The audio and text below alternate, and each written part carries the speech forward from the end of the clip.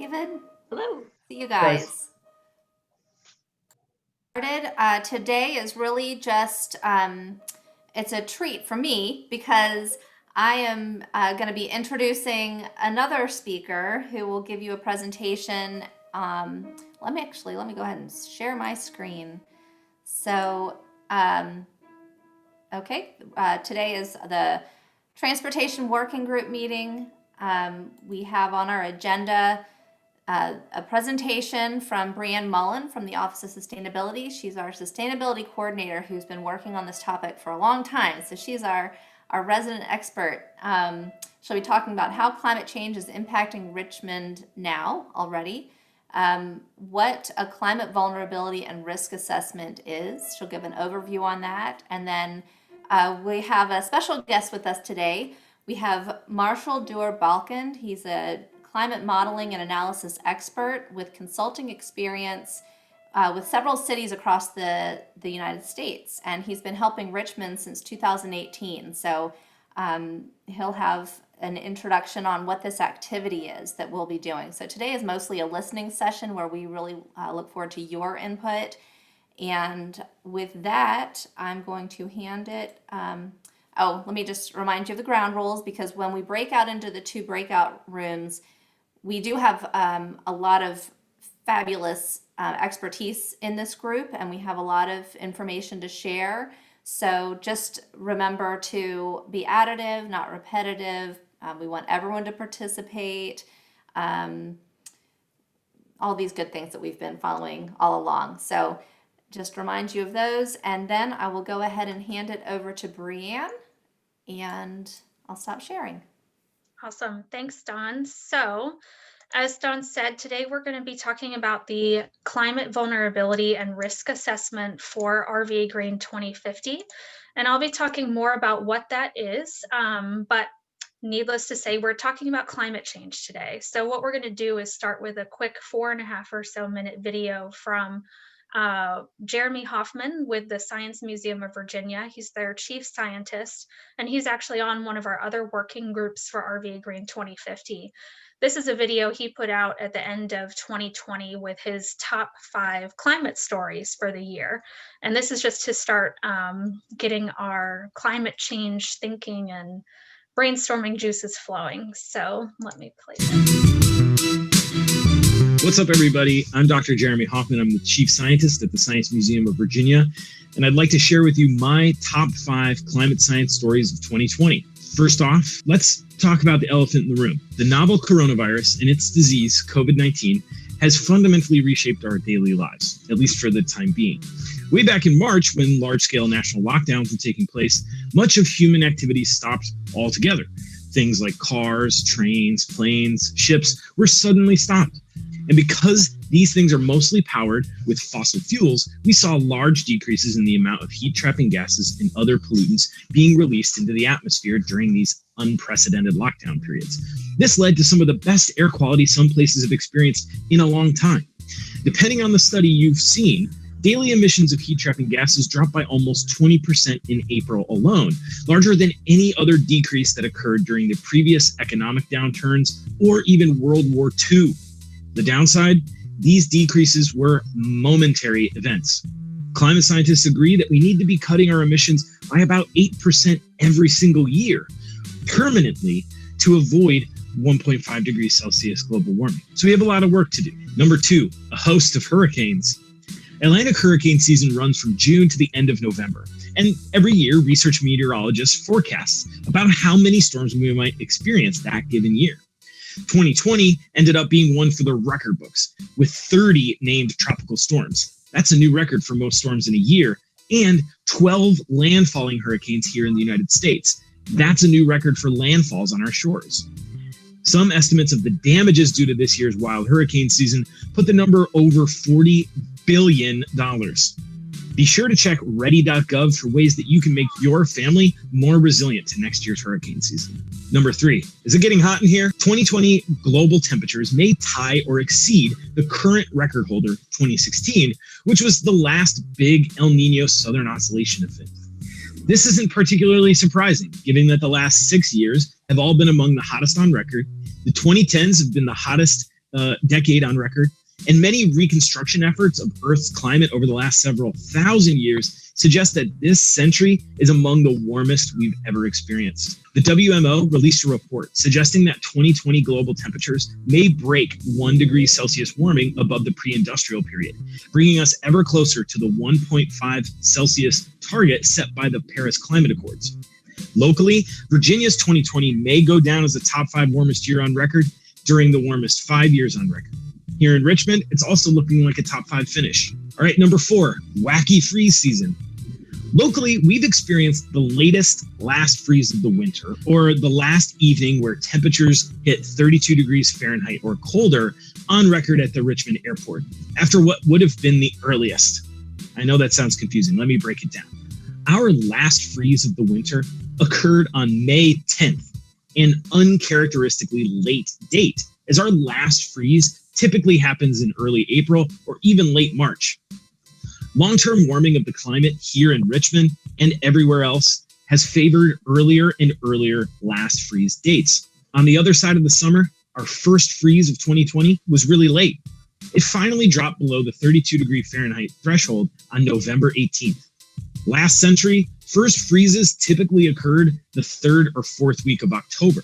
Nowadays, they're moving ever later into the autumn, consistent with a changing local climate, and with large cascading impacts on our local flora and fauna. Ending on a positive note, the Commonwealth is leading in the climate change policy world by enacting the Virginia Clean Economy Act, which sets Virginia to get to zero carbon emissions by 2050. While these plans currently fall short of benchmarks set by the Intergovernmental Panel on Climate Change over the next few years and decades, and some environmental and business groups have their reservations about particular aspects of the policy, the Virginia Clean Economy Act represents one of the largest leaps forward in energy policy for any state in the entire country. And it promises to serve as a model for other states looking to transform their carbon footprint and take action on climate change. Thanks so much for watching our video on the top 5 climate stories of 2020. Be sure to check out smv.org for more. All right, so if you joined during that video, just as a reminder, we're going to be talking about climate change today and what it is, how it is impacting our community. And then looking forward, we're going to be talking about how we can adapt to those changes. So that was just a quick video from the Science Museum of Virginia on some of the things that we saw nationally here in Virginia and right here in Richmond last year as far as climate impacts. I'm going to share my screen with our slides now. So your role today, what we ask of you is to help us conduct the climate vulnerability and risk assessment for the RVAgreen 2050 process. And I'll be talking in more detail about what that is and what our activity will be today. But as Dawn said, this is primarily going to be a process where we listen to you all and you provide your knowledge and experience wherever that is coming from to help us evaluate how climate change is potentially going to impact our community. So just as an overview of some of this, you saw in an earlier working group meeting, but as a reminder, climate change is the shift in the long-term average weather pattern, and that causes changes to Richmond's daily and annual weather patterns. So the changes that we're seeing are being caused by human activities, namely greenhouse gas emissions that are coming from the energy sources being used to power our buildings, our transportation modes, as well as our waste, which all contribute to global greenhouse gas emissions that warm our atmosphere and impact us here locally in many ways, which we will get into in more detail. Here in Richmond, we are concerned about 2 things primarily. If you have seen any of Jeremy Hoffman's other presentations, he always says that Richmond is getting hotter and wetter, and that is true. What we are seeing in terms of heat impacts is higher average temperatures throughout the year, as well as more hot days over 95 degrees and extended heat waves. And this will continue to increase all across the board into the coming decades. On the precipitation or on the wetter side, we are seeing, along with those warming temperatures, less precipitation falling as snow and more falling as rain. In addition to that, we're seeing more extreme precipitation events. So these are more frequent, more intense, so more rain falling during a shorter amount of time, which for a city like Richmond that has older infrastructure poses a lot of problems. In addition to just greater annual rainfall. So I think last year, 2020, went on record as being the second rainiest year that Richmond has ever seen in its history of recording uh, that. So on that note, we are obviously already seeing the impacts of climate change right here in Richmond. We can share these slides with you if you want to dig into any of this in more detail, and I'm happy to answer questions as well. But these are a few articles that we've collected since April of 2017, when RVAgreen 2050 was first announced by Mayor Stoney, that just show some of the both data-based as well as anecdotal evidence that climate change is already impacting our community. And we're seeing things like earlier and more extreme pollen seasons, which pose issues for people with things like respiratory illnesses. We're also seeing higher average temperatures and more dangerous heat waves, which can cause a number of issues, again, especially for folks with underlying health conditions. And then we're seeing more storms, more flooding. We're seeing worse flooding in places where we have seen flooding before. And then we're seeing flooding pop up in places where it hasn't before. So that's what we're already seeing. And to the best of our knowledge and the current science around climate change, we know that these impacts are going to continue to get worse into the coming decades. So why does any of this matter? Yes, Richmond is getting hotter and wetter, but why are we talking about this today and planning for these impacts? We are concerned about these longer term, sort of more chronic impacts posing risks to our community, as well as the shorter, sort of more acute shocks and those risks, which pose a number of problems for people here in our city, residents and visitors, neighborhoods, as well as essential services, built assets, and natural resources. And that's what we're going to be getting into more today. Just another slide here on the human impact side of climate change. This is a graphic that was produced by the CDC that shows the range of potential impacts that climate change can have on human health. And we are seeing some of these things already here in Virginia and right here in Richmond.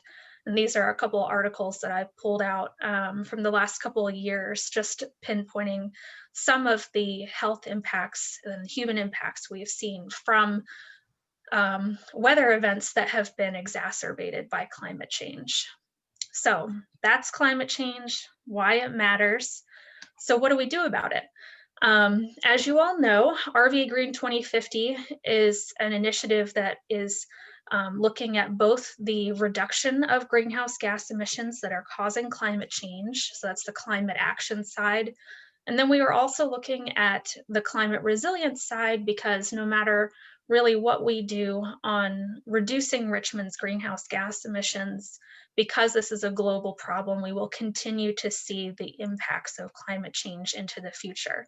Then we want to prepare our community for those and help make our community more resilient. And around all of that, of course, we are taking an equity-centered approach. So on this climate resilience piece, what we are working on is a 3-step process where we understand first what our climate impacts are. So what will Richmond's weather look like in the future? That's some of the data that I showed you in previous slides. We have a lot more detailed information if you are interested, and happy to share that. So we take that information, and what we're going to be doing today is thinking about, okay, we generally understand what's going to be happening in Richmond because of climate change as far as our weather. what are the potential impacts of that to our people, our communities, as well as our built assets and natural resources. So that is the climate vulnerability assessment that we will be conducting as part of today's activities. And then looking forward, what we'll do is bring all of that information back from this meeting, as well as all of our other working groups that are going through a similar exercise this week and next. And we will use that information to then develop strategies to help our community be more resilient to those climate impacts in the next couple months. So just in a little bit more detail, those 3 steps. So the impacts of climate change that we are concerned about generally fall into 2 categories: heat and water. That's how we'll be separating our activity today. On the heat side, again, we are concerned about just higher average temperatures, more dangerously hot days, and then more intense and frequent and longer heat waves, which is a heat wave itself is a period of 3 or more days where it reaches 95 degrees or above. And then on the water side, we are looking at that more frequent and intense precipitation events. So just, deluges of rain that fall in a short amount of time, and then caused by that, as well as other events that can occur, are localized or kind of neighborhood-based flooding, as well as river flooding. I do want to note here that sea level rise does play a role, even though it's not listed here as one of our main climate impacts. Sea level rise obviously will be impacting the Atlantic Ocean. That will then impact the Chesapeake Bay, which will then impact the James River. Here in Richmond, we're not going to be seeing huge increases in the James River levels just because of sea level rise. But what we are looking at is, in future decades, could the sea level rise that we might see combine or be exacerbated by more precipitation events and this flooding to contribute to more extreme river flooding events. So even though that's sea level rise isn't listed here, that is part of these the considerations as far as water threats. And then we are taking with those impacts in mind. What we're going to be looking at today is what are the potential risks of those impacts to the people in our community, as well as our built assets and infrastructure and our natural resources within our environment. I'm going to be using the term asset just for ease of communication. I know that doesn't encompass all of those things, but just wanted to note that. And the process that we will actually use today, this 3rd step to evaluate the vulnerabilities and risks that might be posed because of these impacts, will be in 3 parts. And we will go into this in more detail once we get into our breakout rooms. So this is just an overview for now. But the 3 things we will be asking you all to consider for each of our sort of assets or systems that we will look at within the transportation system today are sensitivity. So this is how much would a certain asset or system be affected potentially by one of these impacts. On the opposite side of the sensitivity coin is adaptive capacity.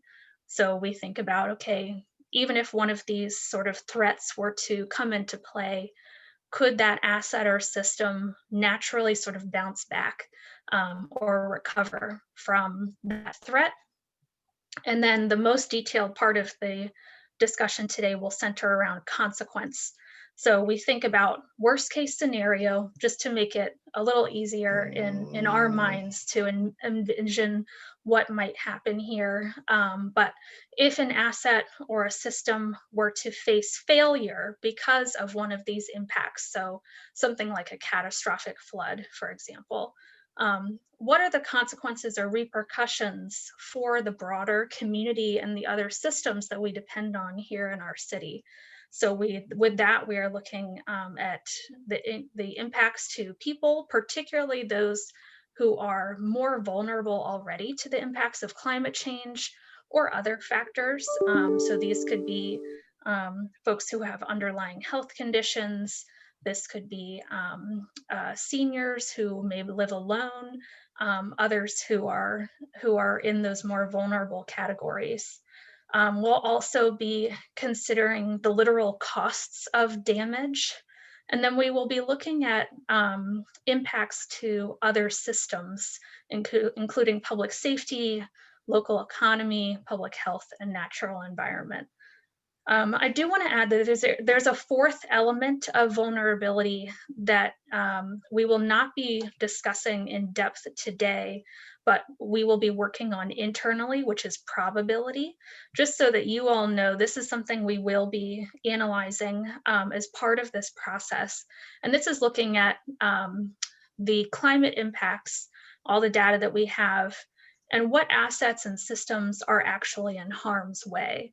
But for today, what we ask is that you all keep this in your minds as a more hypothetical exercise, so that we don't get too bogged down into the details of what actually might happen. And just as an example of what we will be asking you to think about in our activity, wanted to provide a scenario around an asset that we will actually be looking at with you all, which is Amtrak stations. So this is one of many transportation assets here in our city. And for this, I just want to walk through the thinking around, okay, let's take one climate impact, which is flooding. How could that potentially impact Amtrak stations? And what would the consequences potentially be because of those impacts? So on the sensitivity side, the level of sort of thinking around this can be pretty high. So we would think about, for Amtrak stations, generally buildings, facilities, the support kind of systems that are around the actual buildings could be somewhat impacted by a flood depending on the depth and intensity. Similarly, on the adaptive capacity side, it really depends on how bad the flooding is, but generally with any type of building, if it's not, on stilts or has like some kind of built-in flood protection, there will probably need to be some sort of remediation to bring that building back online to where it was before the hazard occurred. And then on the consequence side, for something like a commuter train station or Amtrak station, we could imagine that if it were to fail, which in this case would mean maybe it's not usable for some period of time, that there could be moderate, maybe even high impacts depending on how reliant our community is on that mode of transportation to our local economy. If people, can't get to their jobs because that's how they typically commute or something like that, but probably lower levels of impacts to other systems like the natural environment, public safety, and public health. Now, I say all of that not being an expert in anything related to rail planning or any of this, and so what we're going to ask you to do is bring your own expertise and knowledge to these conversations, and you may disagree with what I have here, which is great. So before we get into sort of more details about what we're going to be doing today, just want to put a couple reminders in your head that this is not going to be a perfect or scientific exercise. It is primarily hypothetical, what we're talking about. We know that it's going to get hotter and we are going to see more rain and more flooding events. And generally, that's what we want to take into this as we think about the potential impacts. But we don't have time and we don't want to take your time today to get bogged down in any of the really minute details.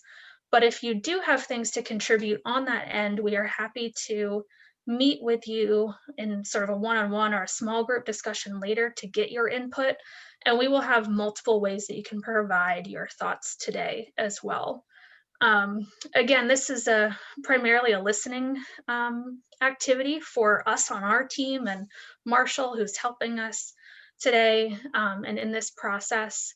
So we want to hear your thoughts and we want you to bring your your judgments and opinions on what we're talking about based on your knowledge and lived experience in whatever capacity you come to today's meeting in. So some of us are experts in some of these areas that we will talk about today, and we will be talking about some technical information. But feel free to just fall back on being a human who lives in or around Richmond, who uses transportation sometimes, I'm assuming. And you can think about how some of these impacts might affect you and your community. And if that is what you're able to bring to the discussion today, then that is great. So the primary tool that we will use today is an online survey tool through SurveyMonkey. If we were not in COVID times, we would be doing this activity with you in a room at big tables with lots of maps and big pieces of paper and Post-it notes and dot stickers and who knows what else. So we are going to try our best to adapt this to this virtual meeting. So you will have a link that we will put in the chat in a few minutes to an individual feedback tool through SurveyMonkey that we will guide you through in our activity. That will be your primary way of providing us with your kind of one-on-one input on the exercise. In addition to that, with each breakout room, we will have folks taking notes. We will also be recording the conversations, obviously. So anything that you provide through any of those outlets will be incorporated as part of the activity. In addition to the SurveyMonkey tool, you have some other resources. We sent ahead of time, I believe, the 2-pager sort of process and terms overview guide. We can reference that as well as these slides at any time if you are not familiar with a term or a particular asset that we're looking at. And then we also have some maps that we've created that will show where certain types of assets are, if that's helpful for the discussion. And we will be taking notes throughout this. So just backing up for 1 second before I pause for questions, wanted to talk about how this fits into our overall RVAgreen 2050 process. So again, RVAgreen 2050 itself is a planning initiative at the nexus or connection points of equity, and particularly racial equity, climate action, and climate resilience.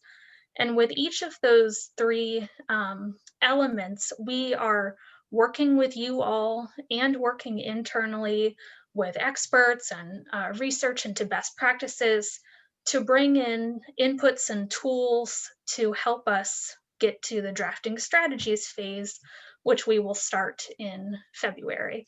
The equity screening tool that you all worked on in your last meeting a couple weeks ago is an example of one of these tools. And then the assessment that we're working on today is another example. So we will be bringing all of that together over the next couple months as a technical input to combine with your knowledge and lived experience to draft strategies, which will then go out to the community for their input. So I can't see your cameras, but I will pause for 7 seconds of silence to see if anyone has questions or if there are any questions in the chat. There were a few questions, and I think Marshall might be able to address them when he moves into his explanation. Okay, that sounds good. Marshall, does that sound good if you want to jump in? Sure. Okay, I'm unmuted. Yeah, I'll jump in. There were a couple questions in the chat, sort of clarify, which I sort of responded to, but clarifying sort of what we're looking at here in terms of impacts. Again, we are looking primarily at heat and water impacts, weather impacts, effectively from that are the effect of a changing climate. We were asked about air quality as well. Air quality is a secondary impact due to higher heat produces more conditions for higher levels of ground level ozone and other criteria pollutants sticking around. So there's definitely an air quality impact as well, but we're not looking at that specifically today. It's also worth noting that, of course, many of the sources of air quality pollutants also, such as power plants and diesel engines, also produce greenhouse gases. And so the strategies that you all be working on to address, and that everyone's working on all over the country around addressing greenhouse gases, also do have a knock-on benefit to air quality. We are assessing, as part of the modeling exercise, some of the air quality benefits that climate action will have for Richmond. So we'll revisit that, I guess, at a future point. I think that was the only question. Well, the other question was about air quality related to storms. I didn't see that question. So Julie was asking about, are we looking at air quality as a component of climate change impact? And said, so here, are we just looking at weather related? Yeah, just the weather, just heat, storms, flooding, which is not specifically necessarily related to weather because there's a sea level rise component and so forth, but yes. So I guess that I'm just thinking for myself, when we think of transportation, obviously air quality is major. Air quality. So just want to frame people's, thoughts around that. Yeah, so we're thinking here about how changing temperatures, changing levels of storms and precipitation, flooding impacts those have on the transportation system. And air quality is sort of a secondary effect of changing temperature, but we're not specifically talking about. But if you want to bring it up, if it's an area of concern, feel free. Yeah, right. And what I'll add just real quickly is we will be looking at, as part of this analysis, the potential impacts to things like public health because of these climate impacts to our transportation assets, and air quality might come in to the discussion there as well. So it'll be part of this for sure. So for example, if you have a lot of vehicles that are having to idle because they can, in an area where there's a lot of residents because they can't get anywhere because of the storm, an outage of a road, that's going to worsen local air quality. So that could be one of the consequences that we talk about, for example. So overall, with this exercise here today, Brianne has laid it out pretty well, so I'll try to be brief here. But again, we're looking at the vulnerability risk assessment, vulnerability, sensitivity, times adaptive capacity. Risk is the combination of the probability something will happen and the level of concern that we have about that happening in terms of what level of consequence. If this asset fails, is that a really big deal or not? We're going to look already at probability as part of an existing plan exercises the city is doing, but where we really need your expertise is around these other areas: sensitivity, adaptive capacity, and consequence. You're working on these assets, you're working in these communities, you know best, what level of investment has been made, for example, or analysis has been done around flooding impacts, and whether delayed investment makes things more vulnerable. About the impact, the consequences that the failure of assets could have on a community, on public health, economics, and so forth.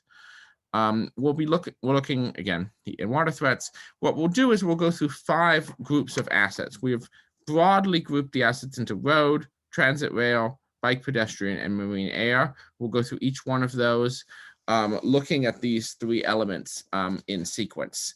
You'll have the survey tool open in one screen or one part of your screen, and then you'll have the screen share where we'll be sharing some stuff and you'll be able to see your fellow participants next to it. And we're sort of inviting people to talk and share their thoughts. And Brianna and I, as facilitators, will try to bring out some thoughts and probably put a couple people on the spot here and there. You have been warned. But at the same time, we want everyone to be filling out the survey themselves with their own thoughts. We're not expecting everyone to agree, and that's okay, but we want to capture the full range of thoughts people have. And if there's something you're truly not sure about, you may gain insight from listening to other people that would allow you to fill it out. And if that's still not the case, you can still just check not sure. Next slide. So again, our key goals here providing insight on sensitivity and adaptive capacity, on level of consequence. As Brianne said, we're thinking here about both about chronic stress and acute shocks. So I think often when we talk about climate emergencies, we go specifically to public health and public emergencies, such as a hurricane. But chronic stresses impact our ability of our systems and our communities to adapt, and may make the systems themselves more vulnerable. We were talking in another group about power lines sagging due to increasing heat, which is a chronic stress, which then makes them more likely to hit trees and be more susceptible to storms. So, which is then an acute shock. So these are highly related. Sometimes people will say, well, actually, we're doing pretty well on this, and that's okay. So we want to think about vulnerabilities, but also places where the community has a relative amount of strength, or where an asset has a relative amount of strength. That's a good thing to foreground and to think about. And we want to be thinking again about these physical assets, but really also about the people and the communities that use this transportation infrastructure and how they're impacted by this. Additional outcomes we're going to be seeing out of this, hopefully, include a mutual knowledge exchange between all of you. We're here to listen as the city representatives of the city, but we're also hoping you all will learn from one another as well. Out of this, we're not going to be doing a specific prioritization exercise today due to time, but I think there will be a merge out of this. We're going to look at this and emerge. Priorities will emerge out of this, and that'll help guide the development of adaptation strategies in future meetings, because as you'll see, there's a lot of assets we're talking about, so we need to prioritize where the focus of the planning is going to be. So that will come out of this. We'll also be identifying and thinking about, as we talk about this, key co-benefits of adaptation, such as public health benefits or economic benefits of increased investment, and so forth, and then or reduced emissions. We're also looking at who the key actors are, who owns these assets, who do we need to be working with to address that.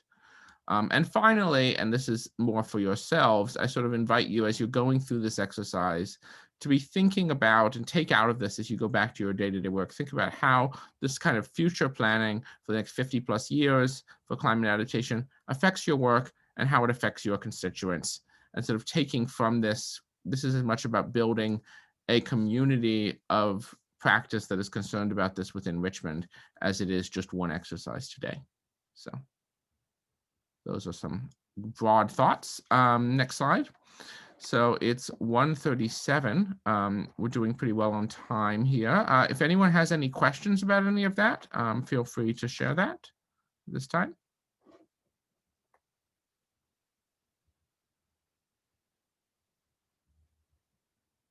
Having waited a sufficiently awkwardly long amount of time, I'm going to say that we're going to take a 5-minute break here. It's 1:38 right now, so we'll reconvene at 1:43 and go into two breakout groups.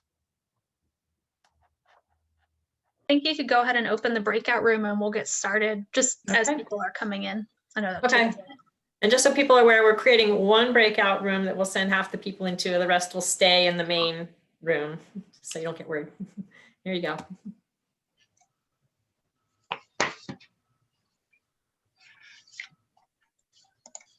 All right, so for those of you staying in who did not get the breakout room pop-up, you're going to be staying in here with me and Wendy to conduct our activity today around the vulnerability and risk assessment. We'll be together in here for about a little over an hour, and then we'll reconvene at the very end, but you're with us for right now. So I'll show a couple of additional slides to help orient us to the activity, but first, just in case, we want to offer some time for introductions. So if we could just start with just your name and organization so we know where people are generally coming from, that would be helpful. You all know Wendy and me from the Office of Sustainability team, and I'm just going to go around as I see your names. Jason? I'm Jason James. I work at the University of Mary Washington, but my connection here is mainly through my Bikeable Richmond page and Bike Walk RVA, with whom I've worked quite a bit. Perfect. Max? Hey, I'm Max. I'm on a few different boards and commissions for the city of Richmond, and professionally I work at Venture Richmond. Perfect. Barbara?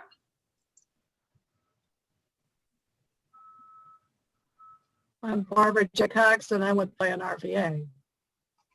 All right, Faith.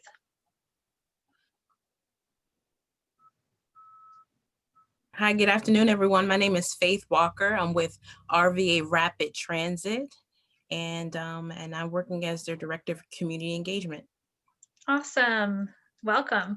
You're Thank you. you're newer, right? That's right. Yes. Yeah. Okay. Perfect. All right, Trisha. Hi, I'm Trisha Robinson. I work in the planning department at GRTC. Perfect. Jeff. Hey everyone, my name is Jeff Crawford and I work for the City of Richmond Department of Finance. Angela. Hi, I'm Angela Fontaine. My job is working as a consultant for an outplacement agency, but I am what connects me here is being a roundtable member. Perfect. Alan. Hi, my name is Alan Harned. I'm in Harrisonburg, Virginia, and I'm the state director for Virginia Clean Cities, which is a coalition to reduce emissions and energy in transportation. Awesome. Wyatt.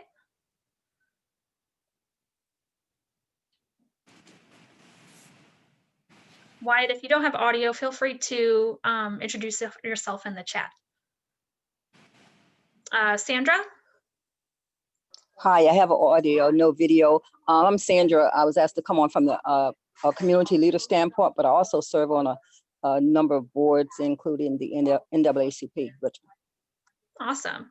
And sorry, Kyla, I didn't see your name in the list, but Kyla is also on our Office of Sustainability team. So let me share my screen just for a couple more minutes. Again, what we're going to be doing today is looking at the potential risks to different types of assets within our city's transportation system because of the climate changes that we are seeing. As Marshall mentioned, we have grouped these assets somewhat loosely into 5 different types. We know this is not perfect, and the conversation will overlap naturally, but this is just for our own sort of organization. We'll be looking at road transportation assets. You can see what that includes. We'll come back to this slide as a reference point as needed, so don't feel like you have to read everything here. We'll also be looking at transit and rail assets, which includes the stations, both for public transit, bus and rail, as well as generally railroads. Then we'll be looking at bike and pedestrian assets, which we know, overlap in some ways and in other ways do not. So that's one where we might have a more in-depth discussion depending on the particular asset we're looking at. And then finally, we will look at marine and air assets. For marine, we're really just talking about the Port of Richmond and the Deepwater Terminal. And then on air, even though the airport is not within city limits, it is a critical asset, obviously, to the city of Richmond, to our local economy, and so many other components of our region that we wanted to include it here as we think about climate change impacts. And so again, just keep in mind, we're going to be somewhat hypothetical today. This is not a scientific exercise, and we want you all to join the discussion with whatever feedback you have. I also want to, if you haven't looked at it already, I'm going to put this in the chat and also share my screen just for a second. This is the SurveyMonkey tool that we've mentioned. If you haven't already, please go ahead and open it.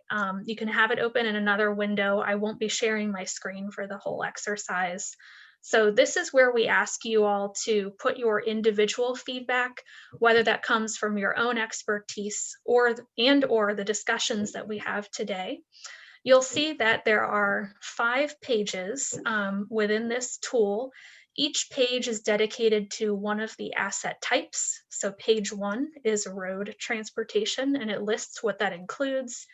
And then there are 3 questions, essentially. For each asset type, we'll be looking at sensitivity, adaptive capacity, and consequence, as we laid out in the overview at the beginning of the meeting. I will go into more detail on all of that in a second.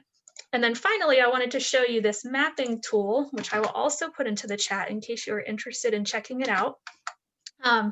This is a tool that we made based on our climate equity index, which has a ton of additional stuff.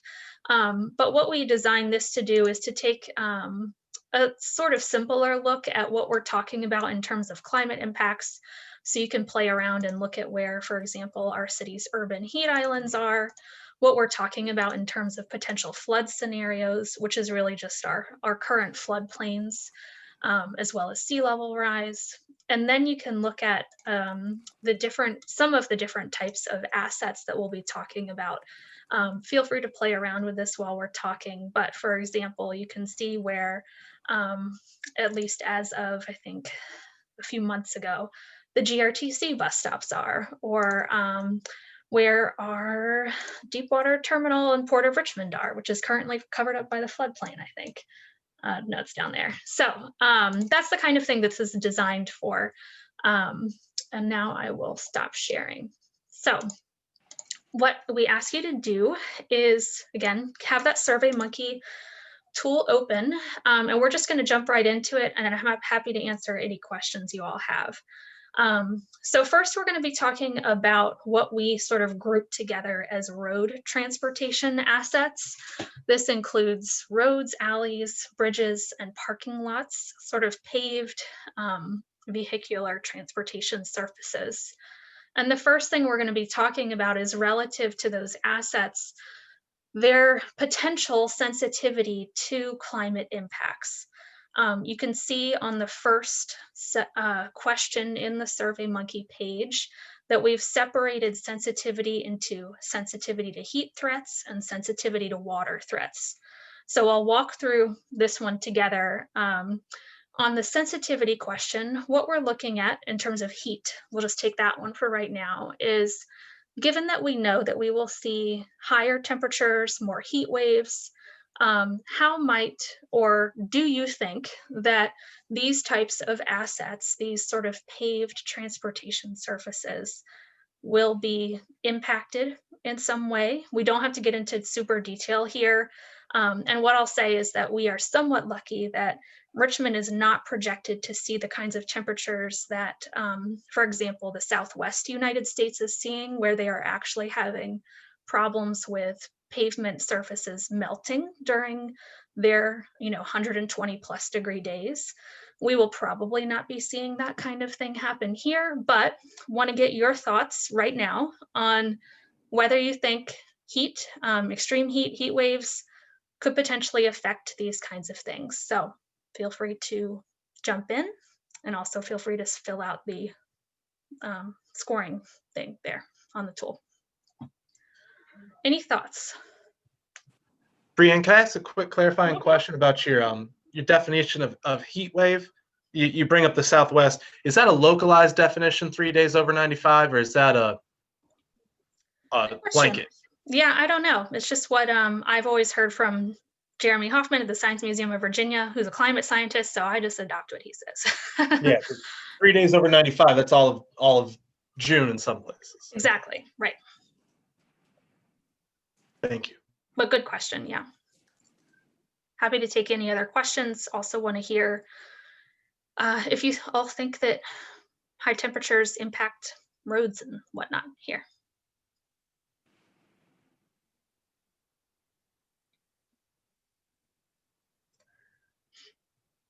We can also think, while you all are considering this, about water threats to those surfaces and assets.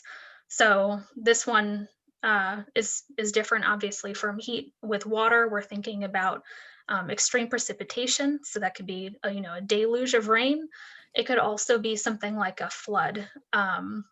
Anyone have any thoughts on how sensitive these sort of road transportation assets might be to those sorts of things? One thing that came to mind for me is, and this is a very direct personal experience, but I think it's not an uncommon one, that streets could easily be flooded, that which can, you know, be dangerous for people to use then either by foot or by other means of transportation.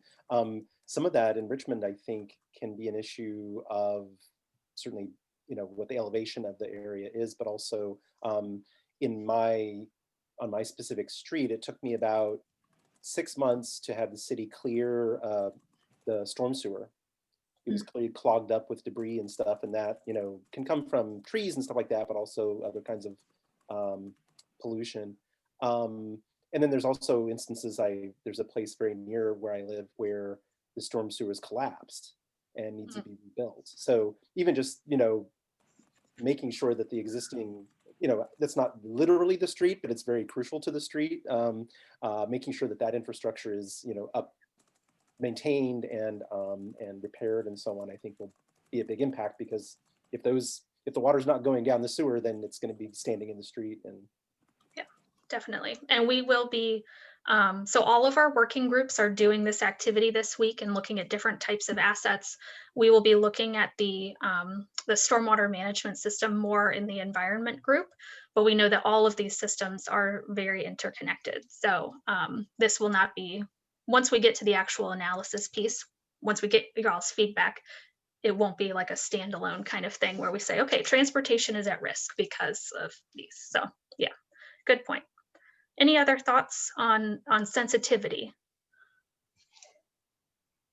I don't know much about the way that heat affects like asphalt and things like that. I as far as I understand, the extreme changes affects the integrity of asphalt more so than just it being a little bit warmer than average. I don't know if that's appropriate, like if it goes from extreme cold to extreme heat, like we do in Richmond. But I just don't know much, but that would be, that's kind of where my thought. Yeah. Definitely. I think we see, oh, go ahead. Oh, I was going to say, we see those spring potholes pop up, you know, so yeah. And with what we learned, you know, our weather is becoming less predictable. So that might be, you know, we're getting later freezes, earlier freezes, you know, like it's all over the board. So I think, Angela, that's a great point. I think that definitely plays a role here. Jeff, sorry, were you going to say something? Oh, you might have to step away. No, I just wanted to point out that it's a very geographically specific concern, whereas some districts, some zip codes won't have this concern. Meanwhile, there's other places. Richmond loves its hills, like Churchill, Forest Hill, all the 7 hills. Those hills mean moving water, and when there's more of it, what is below the roads gets washed out. And in some cases, 2 summers ago, there were spots of Riverside Road that were literally 20 by 20 areas that just looked like Godzilla took a bite out of the road. So while it might not be a concern broadly for Richmond, it is a concern to hyper-specific areas, you know, low-lying areas. Just because it doesn't happen in your neighborhood doesn't mean it's not a, you know, doesn't mean it's not an issue for the city on the whole. Great, thank you. Trisha, did you want to share something? I was just asking because you were unmuted, so. Oh, no, sorry. Okay, no worries. I do want to, let's keep talking. This is all interrelated, but I do want to make sure that folks move on in terms of filling out the survey tool, again, to the best of your ability around adaptive capacity. So this is the other side of sensitivity. So even if something did happen, you know, some sort of heat threat or flood or extreme rain event, do our paved transportation surfaces have any kind of built-in ability to bounce back from that? This is probably more relevant when we think about like houses on stilts and stuff like that, but want to get your thoughts. This would be like it out in like LA, they're experimenting with paving material that adapts to heat somehow. I can't remember what exactly. Reflective surfaces that you can paint or coat the roads with and things like that. Right. I also saw they were doing something, you know, off topic, but they were doing something with recycling too, and plastics. They were using microplastics as a form of asphalt. So but I also don't know too if that could, also help with, extreme heat or whatever. Brian, when I think about heat in our transportation system, I think mostly about sort of the byproduct of the fact that a lot of our city is paved and the impacts on just people and communities. Because like when you have an area that's heavily paved, it's really, really hot there. And so it's not really like the impacts on the transportation system, it's more the impacts of the transportation system on communities. And I don't know if there's a way to capture that or not. Yeah, feel free to put something, we're recording this, so, but feel free to put something like that in the comments. I think that's a great point. And I don't know right now where to capture that in this tool, but it's certainly part of what we're talking about on the solutions. And as we think about, as we create a more adaptive transportation system, it needs to be adaptive for multiple purposes. So thanks, Alan, for coming. And speaking of, impacts to people, just looking at the time, let's go ahead, if you haven't already, and start looking at the consequence part of this activity for these transportation assets, roads, and whatnot. This is, again, the more detailed kind of look at if there is a system failure, which with different types of assets will be more or less difficult to imagine what that actually looks like. But in that sort of worst case scenario, what are the potential impacts to these other areas, like public health, the sort of cost of damage? With something like what we're talking about of just the road system in general, if you all are comfortable, I think the impacts are pretty high on lots of these areas. We don't want to get too deep into any specifics because we will be talking about specific modes in our next section, but feel free to voice any comments as you fill that part out. We have about 3 minutes before I want to move on to the next section.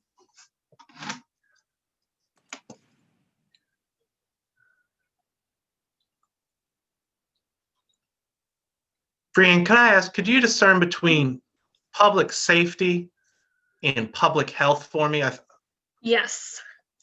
So on public safety, we are thinking about the public safety sort of system. So related to like our police and fire services. If there is, in addition to the catastrophic event that we're talking about, that happens, this would again be more relevant. Well, actually, no, for transportation, this is very relevant because if the roads, for example, are washed away, the ambulances can't get to your house if you have some sort of a medical emergency. So that's what we're talking about with public safety. Then on public health, we're thinking more about the impacts to people and the services they might need to access, but also just their physical and mental well-being. So public safety is kind of like the weather and public health is kind of like the climate. Is that? Yeah, I think that probably is a good analogy or metaphor, whatever. I don't know what it is. And I wanted to share something that someone brought up in our waste working group this morning. We were talking about, these apocalypse kind of movies. And the first things you tend to see when there is some sort of apocalyptic event is that trash doesn't get picked up and there are cars all over the road. And so he brought that up to say, like, this is the sort of like basic stuff that in the event of some catastrophic event would probably be among the first things we would notice. So I thought that was an interesting way to think about it. No, I was even thinking just having standing water for long periods of time could lead to like mosquito outbreaks and things like that. So, yeah.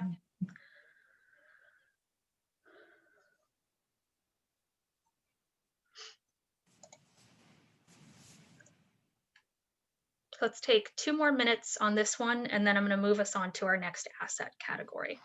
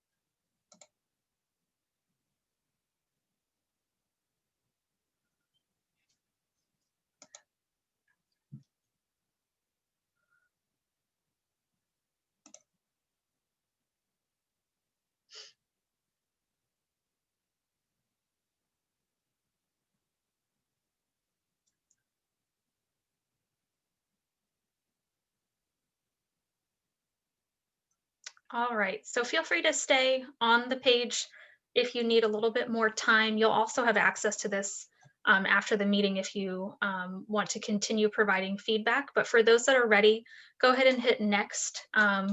So we will go to the transit and rail assets page, which for this one, we are thinking through the same questions.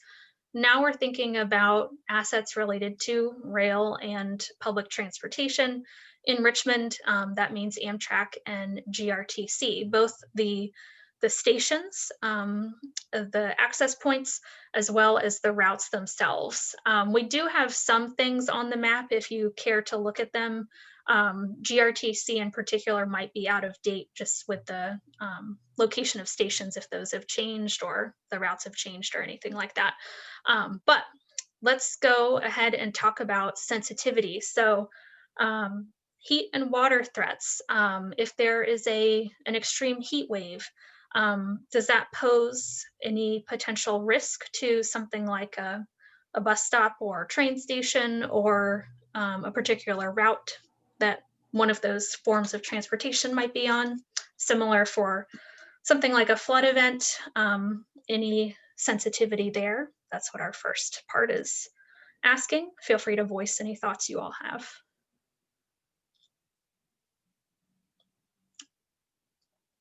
And I'll also mention, we only have the one Amtrak station within city limits, I believe, and which is Main Street Station. And then the Staples Mill Road Station, I think, is in Henrico County, but it's so close and provides so much, so many people use it. And it has different routes that service it that we can think generally about public rail transit with this exercise.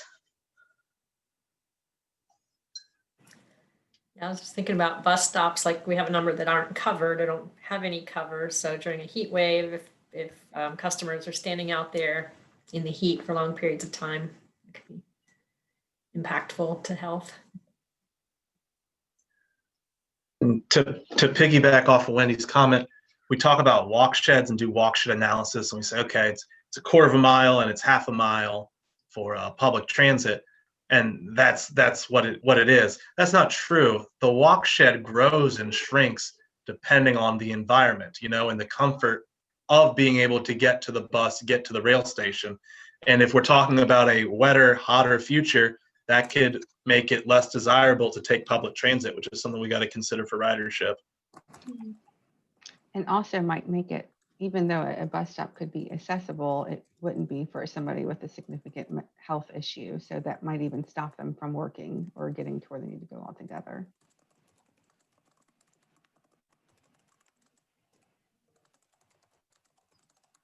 I was thinking the same thing, but an additional thing is I'm not an engineer of railroad tracks or anything, but they just thinking about them, I think they tend to want to be in flat areas, which in Richmond tend to be lower lying areas. So they're probably more likely to be flooded. And I don't know what kind of impact, I would assume that would impact the ability of a train to travel on the tracks if they're covered in water, at least to a certain degree. And I believe the metal rails are also very highly susceptible to high temperatures. And yeah, I was going to say, yeah. Does anyone know any more about that? I know during the heat wave summer of 2019, there were all these postings about rail in Northern Virginia where there are more rail commuters, that those trains couldn't go as fast because the tracks were so hot or something. Yeah. I think we had a conversation in the energy group yesterday for this same exercise for power, talking about how when the power lines get hot, they literally sag so that it can come into contact if there's untrimmed brushes, stuff like that. I think it's a similar concern where there are impacts to the physical rail as far as size or gauge or whatever that come associated with heat. But that'd be interesting to know more about from an engineer. Yeah, I was also going to say too, like, we're here in Virginia, at least, we don't talk just about dry heat, but we also talk about very humid, hot heat. So, I was just thinking like, well, what does that do as far as rusting of these, these metal railways?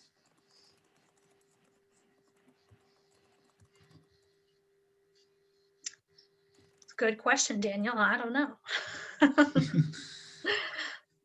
I know they're probably more than likely coated in some sort of thing that prevents rusting, but we don't know how long that stays on the metal. I'm not an engineer nor a materials guy, so I can't tell you, but I was just thinking that probably the combination of the two is probably a worst case scenario for those rails.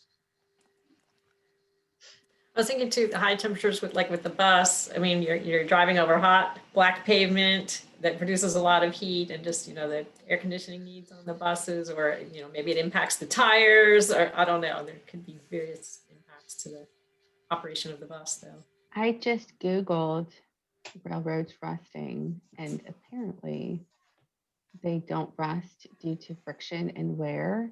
So because the train is going over it often, the top of it doesn't rust, but the sides may corrode a bit, if I understand. I never even thought about railroads rusting. That's such a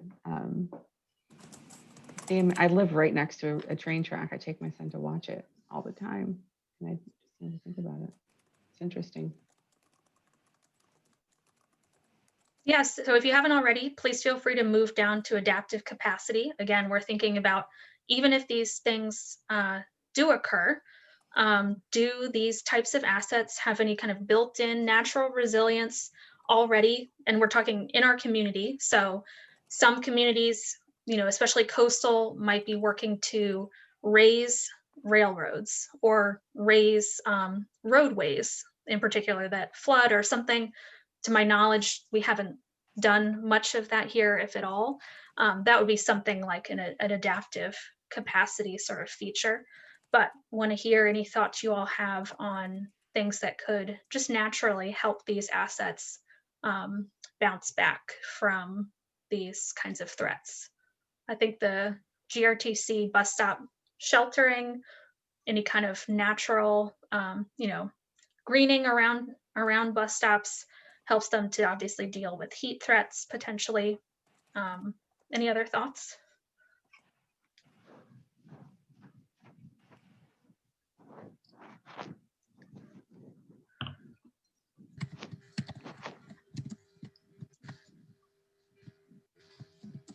I just think even as we look to repave sections of road, in the future, perhaps there'll be newer materials out that are more, either more reflective or less heat retaining or something like that. So it can be more expensive though.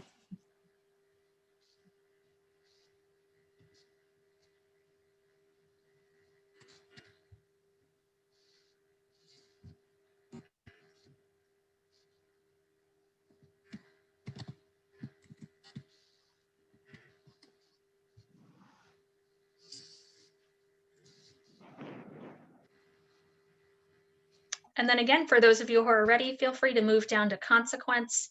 As we think about our rail and transit systems, again, we're imagining doomsday. We no longer have those available to our community. What are the potential impacts to things like economic activities, our populations who might be more vulnerable already to climate change, particularly low-income families who might rely on these systems because they don't have access to a vehicle, something like that. Feel free to voice any thoughts as you go through that part of the analysis. And we'll take about 5 more minutes on this one, on a rail and transit, I mean.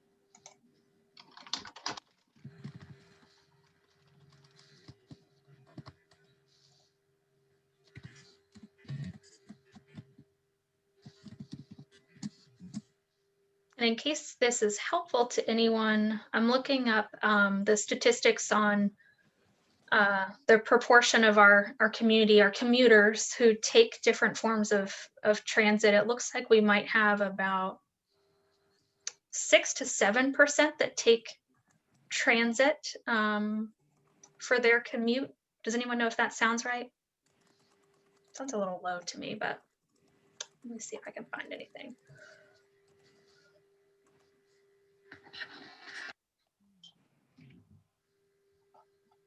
Is this like the average American commute? Oh no, I mean here in Richmond. Yeah. Oh, okay. Mhm.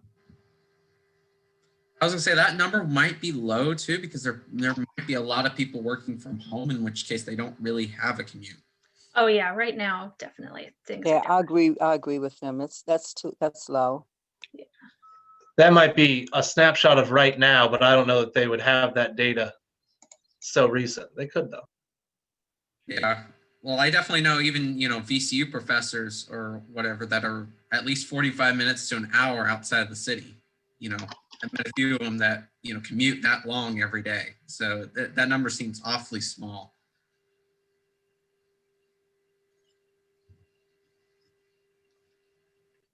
Well, this is just taking transit though, I think, right? Taking the bus or the train. Oh, it was just taking just? Okay. Yes, sorry. So out of 100% of people who travel to work, which actually includes working from home, this was from a few years ago. It was about 6 or 7% in Richmond who take transit. Pre-pulse, you think? That's what I was thinking. It is I would guess pre-COVID it was higher, given all of the improvements in the GRTC system with the pulse and the rerouting and all of that.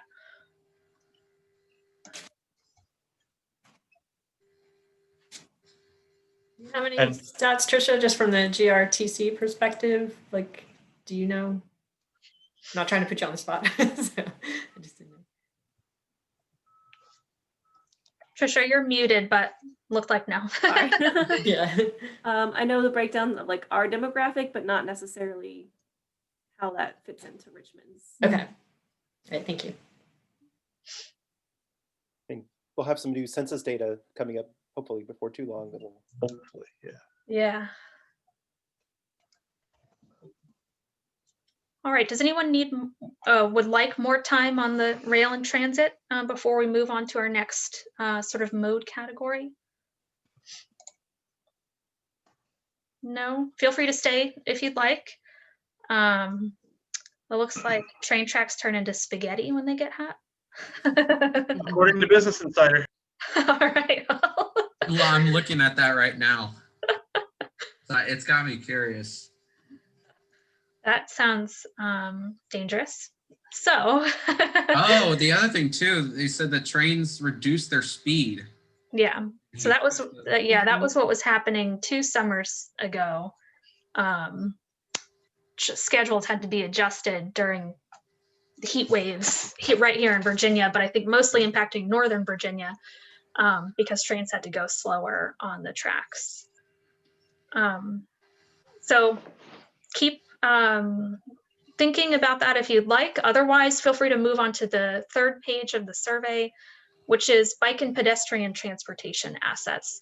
I know that this category is broad and these threats that we're talking about will not affect these assets the same way. We grouped these mostly for simplicity and time's sake. If you have any specific comments about, well, it's different for, bike share stations or something, feel free to put those in the comments on the survey or just voice them and we will have them recorded.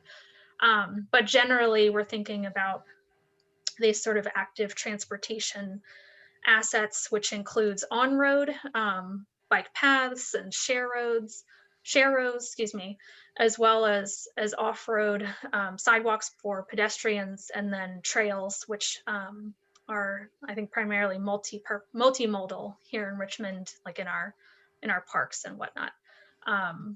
So feel free to move through this at your own pace, and would love to hear any thoughts you all have about how our, bike infrastructure has dealt with things like heat and flooding, if you have any thoughts on that.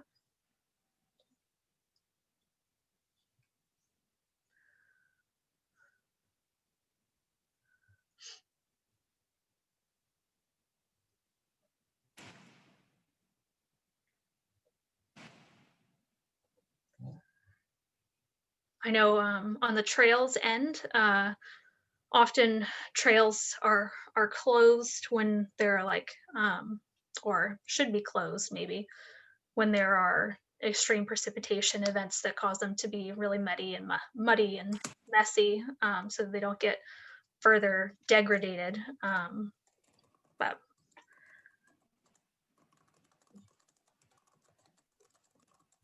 Well, overall, I would say it's a lot safer for pedestrians and bike riders now because there's a lot of bike lanes. When it's raining, it's hard for drivers to see or respond to them. So I think by Richmond increasing things like Rockets Landing, all of those bike trails, it's a lot safer for pedestrians and walkers to maneuver in bad weather.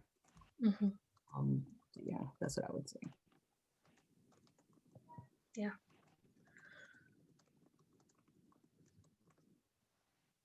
Does anyone, has anyone used the bike share system here in Richmond? Any thoughts about how that, I know COVID has obviously impacted that, but before or after the closure, any thoughts on like, you know, the usage of that through really hot temperatures in summer? Obviously, if it's raining, I'm imagining people aren't using it as much, but would love to hear any anecdotes you all have about that.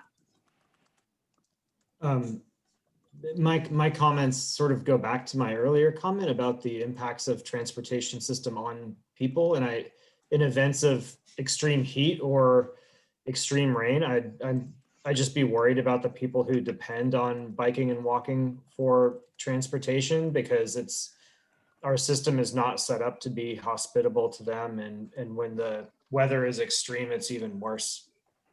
Mm-hmm. And even for I'm sorry, financially for them, it'll increase too, because they're not going to be taking that mode. They're going to be paying and coming out of pocket when they're used to not having to pay for somebody to take them to A to B. They're going to be dishing out money to do so. And also it would negatively impact our, we want to encourage people to use these types of transportation as well, buses, bike shares, instead of using their cars. So that would be more of a challenge to do if it was extremely uncomfortable or difficult to do so. Yeah, and taking that even further as we think about air quality being worse when we have extreme heat events, that only gets worse as people are driving more. And if, we have more of these taxis and Ubers and Lyfts and all of that driving around downtown that's already near interstates and all of that, just making our air quality even worse.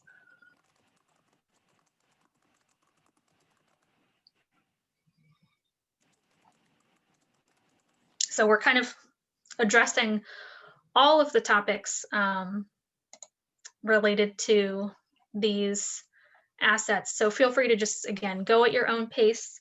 We're gonna have, let's see, trying to keep us on track as far as timing. We're doing pretty good. So at least 5 more minutes on this section for bike and pedestrian assets.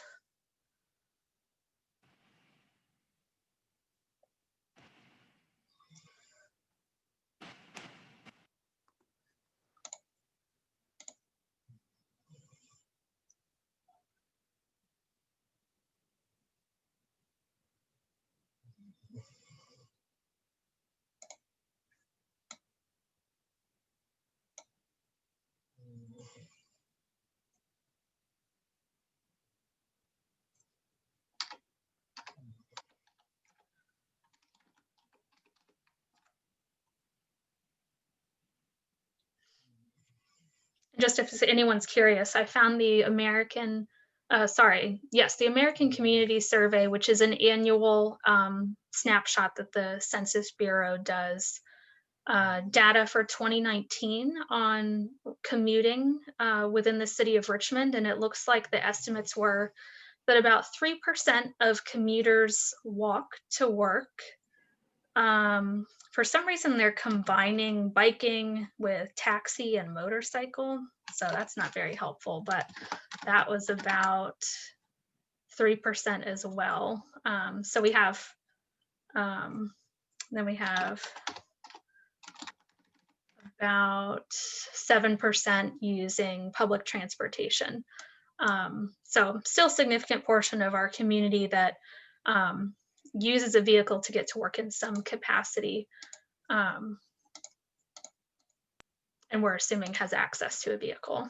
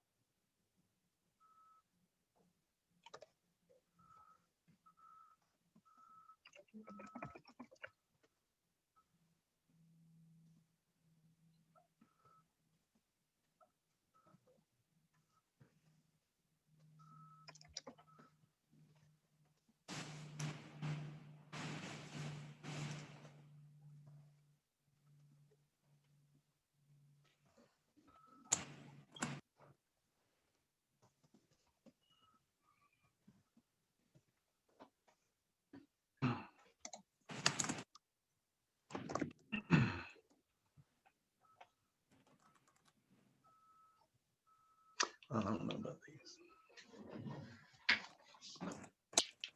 All right, take another 2 minutes and then we'll move on to the next section.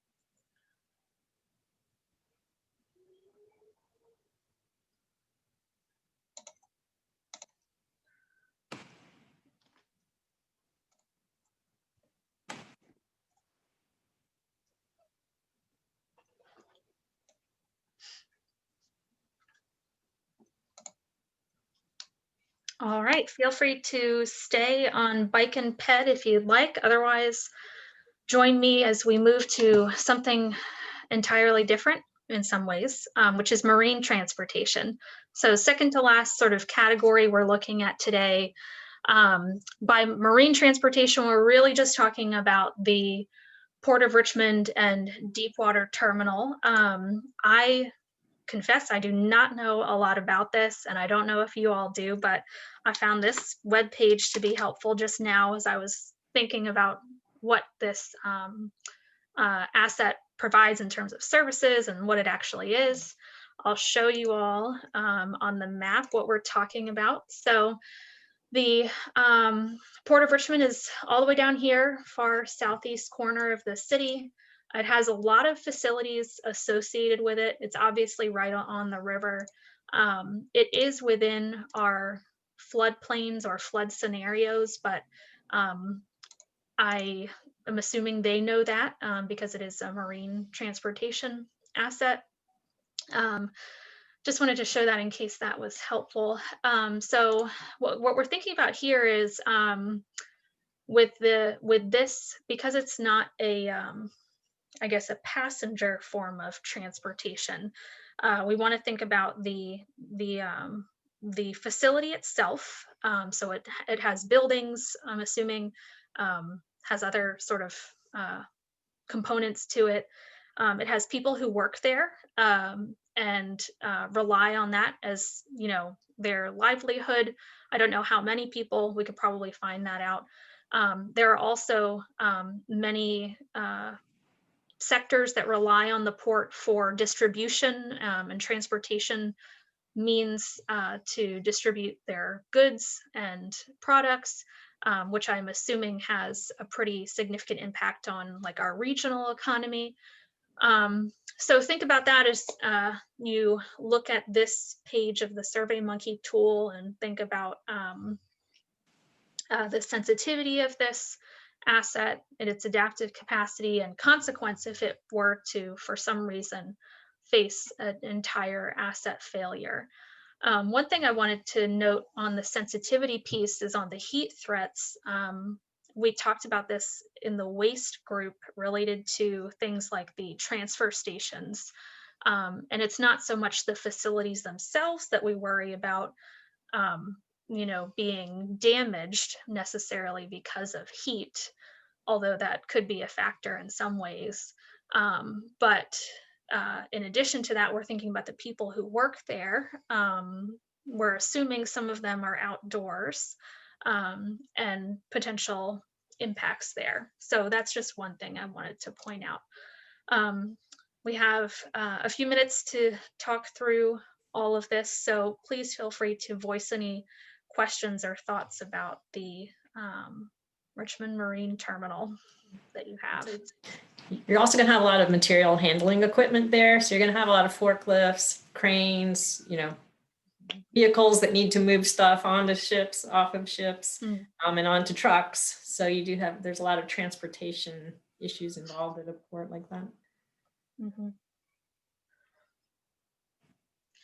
Should we be thinking of water threats?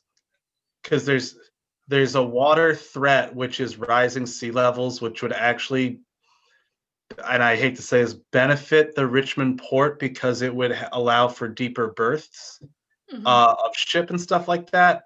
But when you think of upstream impacts of increased moisture, you're also talking about more turbulence in the river and less predictability in height. So this one's complex. I'm going with not sure. Sounds good. Yeah, Jeff, I think it's both. It's interesting to have these kinds of discussions depending on the asset and where you're talking about. Climate change isn't always, and I hate to say this, Right. a bad thing. So, for example, in the Northeast United States, they're experiencing longer growing seasons, which is great for agriculture. But there's a lot of other bad stuff happening too. So when we think of threats, I think we're mostly concentrating on the things we want to prepare for and not the things that might benefit, you know, a facility like this. But feel free to put that in the comments if you'd like.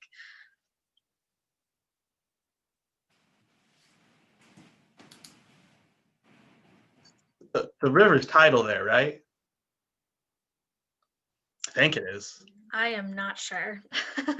You can put that at, we're recording this, obviously, again, we can get these questions answered, but feel free to put that in your comments if you think that might have an impact there. But yes, this area, I should have said earlier, is an area of the river where it will see some impacts from sea level rise. The tool that we use to project sea level rise is from NOAA.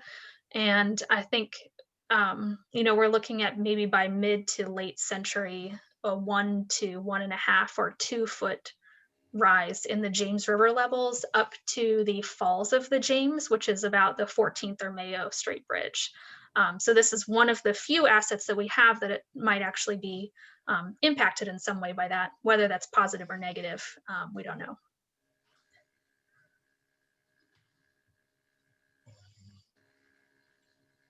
One other thing I wanted to suggest, and I don't know if this is true, but could be a factor, is around the public health impacts. If there were to be, some sort of catastrophic flood event or something, I'm assuming that the port services, the facilities that are up and down the James River that handle things like toxic chemicals. So we know we have a lot of those right here in Richmond, as well as throughout the James watershed. So potentially if there were an event that were to wash a bunch of toxic stuff into the river, that could have public health impacts. That was something I was thinking about earlier in the waste group as well.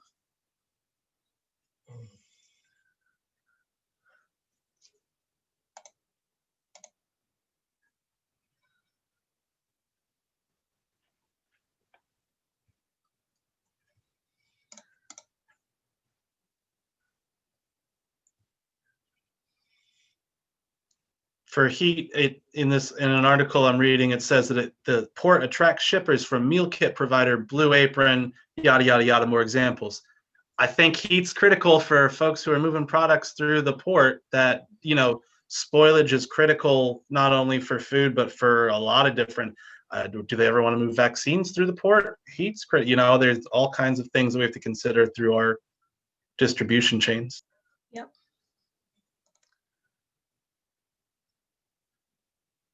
Yes, and related to that, there is one public refrigerated warehouse in Richmond, which I learned is where food and perishables comes in to then be distributed to stores and stuff.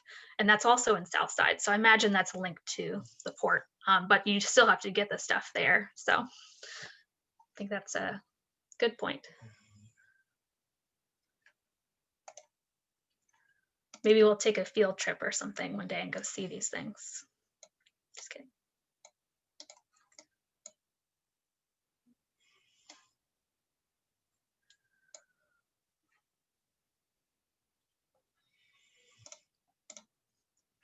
Has anyone been to the port?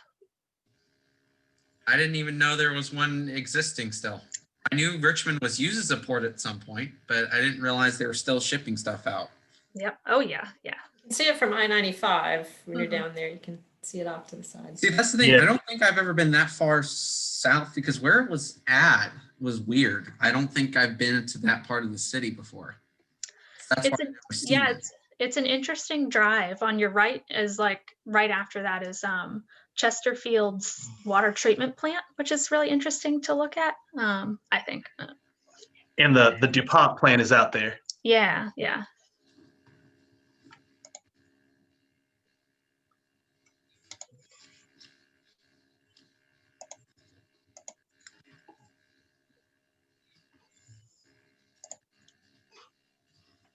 Yeah, I mean, from the map they give on their website, it's really far south. Mm-hmm. You go a decent ways south on the river to get there. Mm-hmm. So I mean, I imagine for a specific reason too, because I mean, I can't imagine a port being in downtown Richmond. There's just no way with how rocky the river is and stuff that you would ever want a port there. That's actually why Richmond's here and why that's there. Because it's the furthest, when we talk about it's navigable up until you hit the falls. So that's why we have all of our canals and stuff like that. because when we were relying primarily on water power to move goods, it was, okay, we've moved as far as we can down the James and we can't go any further. Let's get out here, and now we're all here. So that's kind of the new version of how Henricus and stuff like that was founded, I believe.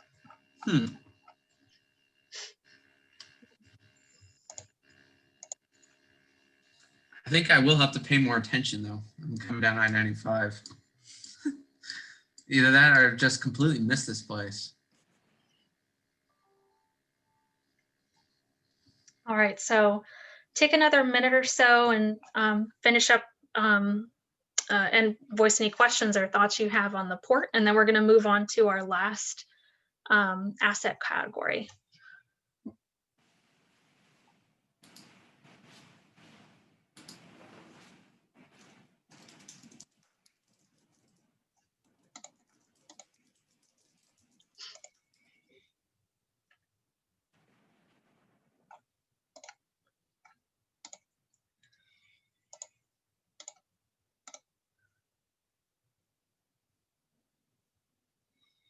All right, so for those of you who are ready, feel free to move on to the last page of the tool, the SurveyMonkey tool, which is air transportation.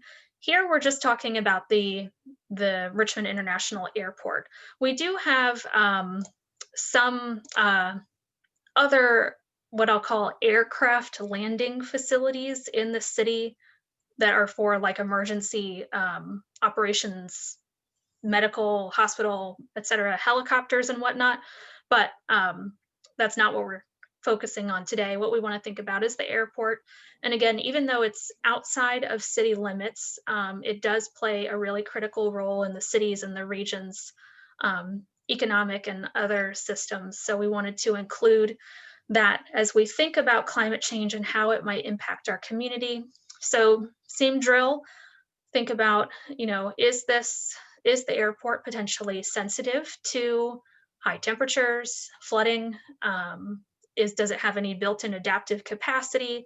I don't know if the airport, if the authority that runs the airport has done any planning around climate change. I do know that the city is part of, and I'm part of a regional effort going on right now to update the Richmond Crater Hazard Mitigation Plan, and we will be looking at climate change for, I think, the first time, which is very exciting.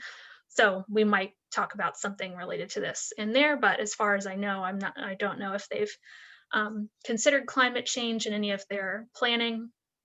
And then on the consequences side, thinking about the role that the airport plays in, you know, our economic activities, probably the most important piece there, but would love to hear any other thoughts that you all have on the airport. Jeff, you literally had the same thought as me, because like when you posted that link in the chat, I was already looking at something about that same subject. Someone, I had a friend she was in San Francisco who couldn't make it to my wedding, and she said it's so hot the plane can't take off, and I was mad at her. And then I researched it and realized that it is actually a thing. Yeah, I used to work there, so it happened quite often where like the tarmac was just like, I mean, you could fry an egg on outside. And I was thinking like there are things in place at Phoenix International that they deal with these hot temperatures.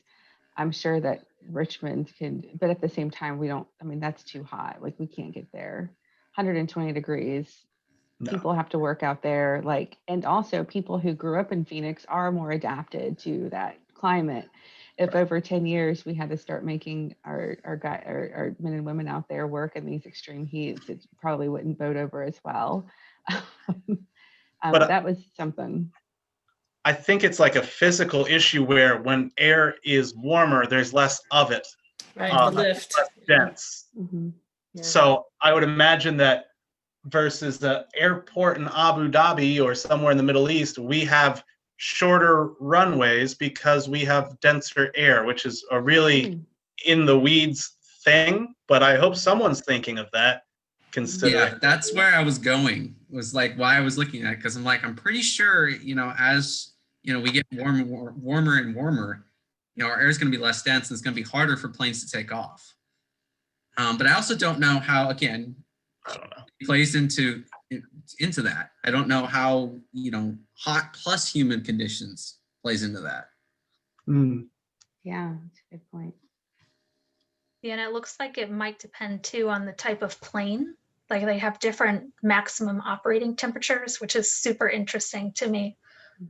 I know where I used to live in Connecticut, the tiny airport was dealing with being in a floodplain, and the runway would actually be shortened because of flooding hazards, which I don't think is something we have to worry about here. But before I stop talking, let me look that up. That impacts our military and all the military planes and things like that too. So. Oh yeah, Wendy, do you know, or does anyone else know if does the airport also, I know it services like freight air and it's not just passenger air, right? Yeah, I don't know if they do a big military business at Richmond. They might have some like Air National Guard or, something reserve unit planes coming in and out. And I think there's one down in Chesterfield that does some kind of reserve or guard, like the Blackhawks that you see going down the James River from time to time. I don't think they come out of there. I think they come out of whatever it is. I want to say it's off of Iron Bridge, but I could be wrong. I think you're right, Jeff. I just looked it up. Yeah. Yeah, so it looks like Richmond International isn't around any bodies of water that are going to be impacted by things like sea level rise and river flooding. So we would just be looking at, water, like localized flooding, water pooling, things like that when it comes to water threats, as well as storms. I know I've had flights be delayed because of storm events, things like that. So let's take about 5 more minutes on this one, but continue to discuss, please.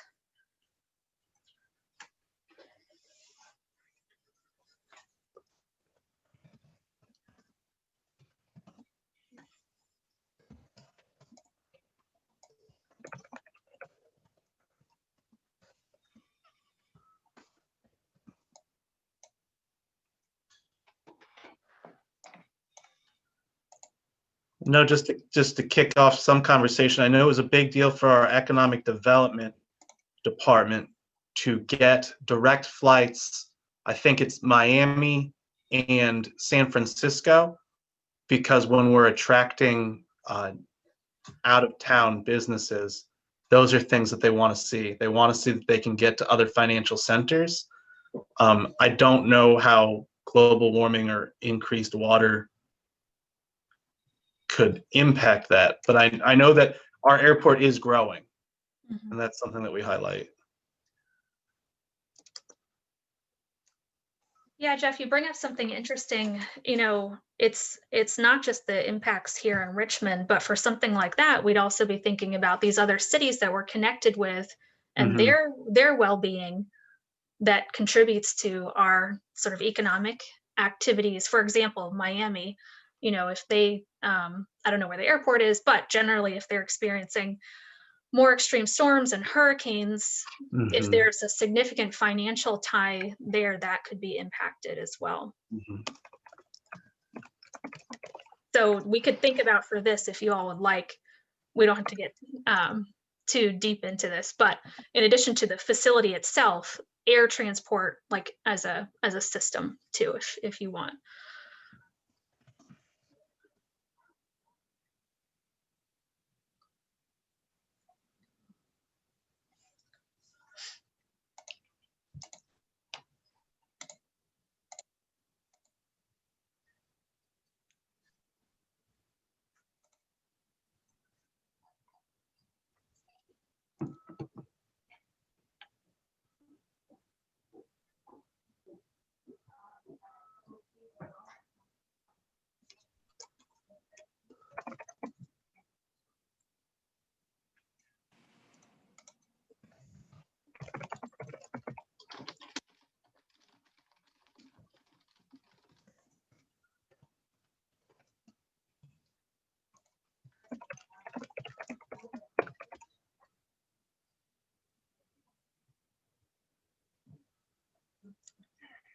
I have to say this exercise has been really insightful, but also like it's so much to wrap your head around. I feel like I know nothing. Well, you do know something. You're a human and you live here, so. Right, yeah. But it's like, oh my gosh, I'm Googling all this stuff and like. Yeah. And this is just one working yeah. group. So we have Yeah. a lot to think about. And what we're going to be doing, just to give you all a preview as you're wrapping up, is taking all of the feedback that's coming out of the working group activities that we're doing across, I think we have 108 asset types. So it's a lot for sure. We're going to be taking all of the feedback and conducting the probability analysis that I mentioned earlier, which we've already started, but it's a lot of data heavy stuff that we didn't want to burden, the conversation with right now. But looking at combining your feedback on what the potential risks are with what might actually be in harm's way to say, where are the priority assets? And then we will be turning around back to you all and saying, okay, within transportation / related systems, because we know there are some interrelated things that we'll be looking at. Here are the top, 10, and there will be individual things that we need to think about protecting or enhancing the resilience for. So it could be like, here are, like 20 high frequency GRTC stations that do not have any coverage and are in our hottest areas of the city. What can we do about that? That would be like one example, just out of many. So that's what we'll be working on over the next couple months, in addition to thinking about how to reduce transportation greenhouse gas emissions as well. So what I want to do, we have, we're in the main room, right, Wendy? Yeah. Right. Yeah. So we have a couple minutes left, because we're just gonna, once we regroup, we're just gonna be wrapping up and talking about the next meeting and whatnot.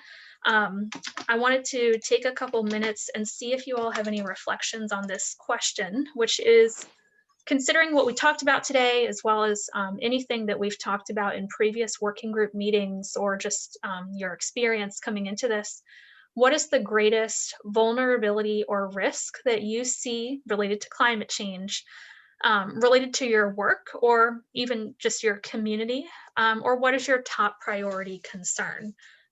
Any thoughts on that right now as we wrap up?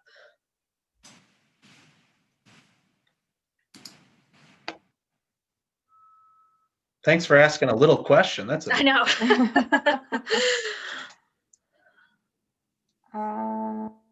Can you ask that again? I'm sorry. Oh yeah, it's in the chat too. So what is, you're good. What is your greatest, what is the greatest vulnerability or risk that you see related to either your work or your community, whatever you want to identify with for this reflection? /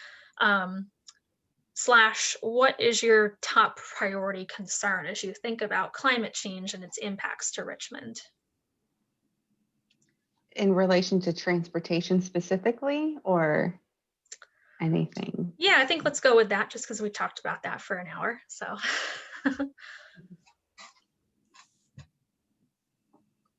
I would just start off with financially. I think it would affect a lot of people's pockets, especially people, low income folks who either really depend on public transportation or transportation at a lower cost. Some of these things will require people to spend more money to get around, to commute. So yeah, I think it will impact us financially. Thanks, Faith.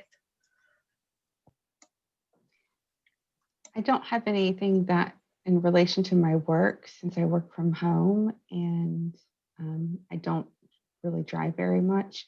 But I do use public transportation whenever possible, and seeing a thriving, equitable transportation system, or multiple modes of transportation that won't be affected by climate change and will affect climate change positively, is probably one of my top priorities. Thanks, Angela. We're going to start to be joined by the rest of the group, I think, but feel free to voice any additional thoughts you have. in the near term financially, I'm concerned about how we traditionally build transportation infrastructure is often based on revenue inflows from gas taxes and stuff. Like we just got the CVTA to do transportation funding in Central Virginia, which is based on VMTs, gas purchase, et cetera. But as we're decreasing VMTs, we're still relying on public infrastructure on gas taxes, which COVID is giving us a look into. What happens when those aren't realized is something that's a major concern for me. We're trying to build new structures on old financing schemes, and it's not particularly sustainable. Thanks, Well, Jeff. Well, welcome back, everybody. It's nice to see the whole group back together. I hope that that everyone found that worthwhile. I know we did. Really appreciated your feedback. This is just a moment to kind of reflect on this question. What is the greatest vulnerability or risk you see related to your work? And what is your top priority concern? So we're each coming at this from different organizations, different personal experiences, and certainly want you to be thinking about that. If anyone has anything you'd like to share, the stage is yours. Go ahead and take yourself off mute.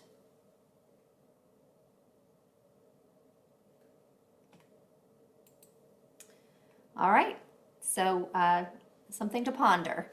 In terms of wrap up and next steps, the homework is just to continue to think about this, and if you kind of think of something later on that you'd like for us to include, please send us an email, let us know.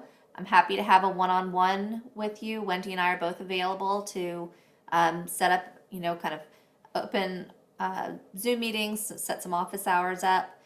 Our next meeting is going to be Thursday, February 4th at 1 p.m. in 2 weeks, and that's when we get into the drafting strategies. So we've had a great exercise in thinking through all of these impacts, and then we get to move on to solutions. So I know that's where we all want to be going.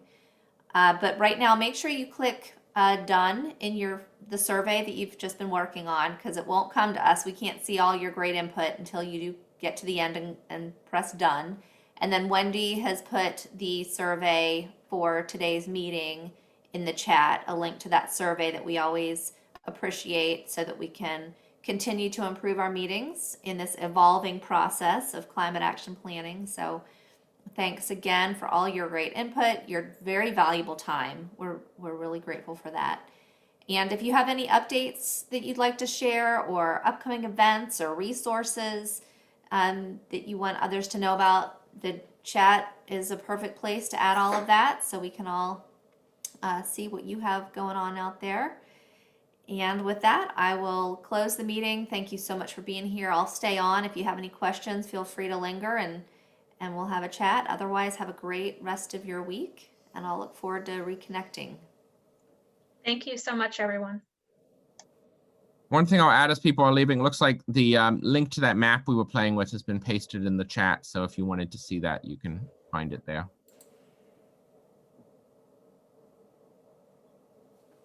Thank you all. Great. Thank you so much, everybody. Thank you. Bye. And team, I'm going to step away for 1 minute.